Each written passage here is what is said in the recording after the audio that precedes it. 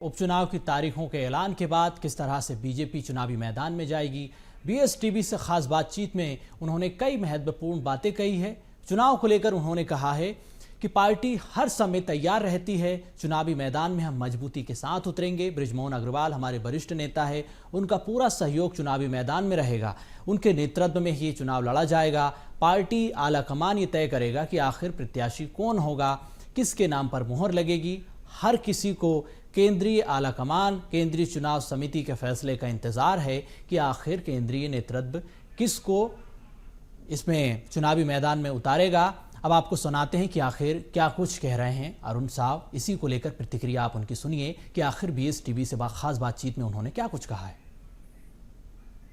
चुनाव के जो है तिथि आज ऐलान हुई है, उसके साथ छत्तीसगढ़ की अगर बात करें तो रायपुर दक्षिण उपचुनाव को लेकर के भी जो है तिथि अब ऐलान कर दी गई है, जिसमें 13 नवंबर को देखा जाएगा कि रायपुर दक्षिण का मतदान होगा। ऐसे में चर्चा करने के लिए हमारे साथ उप मुख्यमंत्री अरुण साव जी हैं। तिथि का ऐलान हो चुका है, तैयारियां कैसी हैं? भारतीय जनता पार्टी देश में एकमात्र राजनीतिक दल है जो अलग अलग कार्यक्रमों के माध्यम से लगातार जनता के बीच रहकर काम करती है, और इस तरह से हम लगातार हमेशा चुनाव के लिए तैयार रहते हैं। रायपुर दक्षिण की जनता हमेशा से भारतीय जनता पार्टी को आशीर्वाद देते आई है, और इस बार के उपचुनाव में भी रायपुर दक्षिण की जनता का आशीर्वाद भारतीय जनता पार्टी को मिलेगा। 13 नवंबर जो तारीख है वो कितनी खास भाजपा के लिए रहने वाली, क्योंकि इस बार बृजमोहन अग्रवाल जो है वो मैदान में नहीं है। देखिए, वास्तव में बृजमोहन अग्रवाल जी ने लंबे समय तक उस क्षेत्र का नेतृत्व किया है।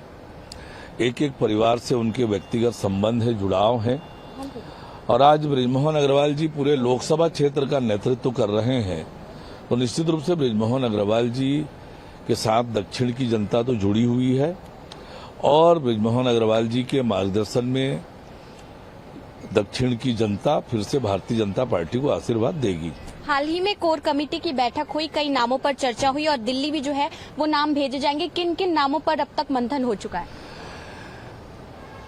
देखिए, सभी जिस प्रकार से आज प्रदेश का वातावरण है, दक्षिण परंपरागत रूप से भारतीय जनता पार्टी की सीट रही है।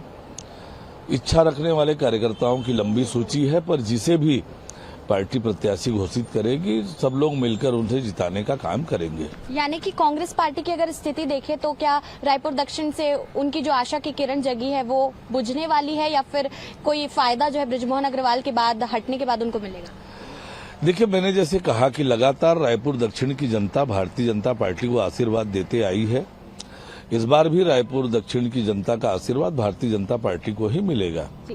तो देखिए, ये थे हमारे साथ उप मुख्यमंत्री अरुण साव जी, जिन्होंने कहा कि भारतीय जनता पार्टी को दक्षिण से जनता जो है आशीर्वाद देने वाली, और एक बार फिर से भाजपा का जिस तरीके से परचम रायपुर दक्षिण में लहराता है वैसा ही लहराता नजर आएगा। कैमरामैन जयप्रकाश साहू के साथ करिश्मा सोनी, बीएसटीवी रायपुर।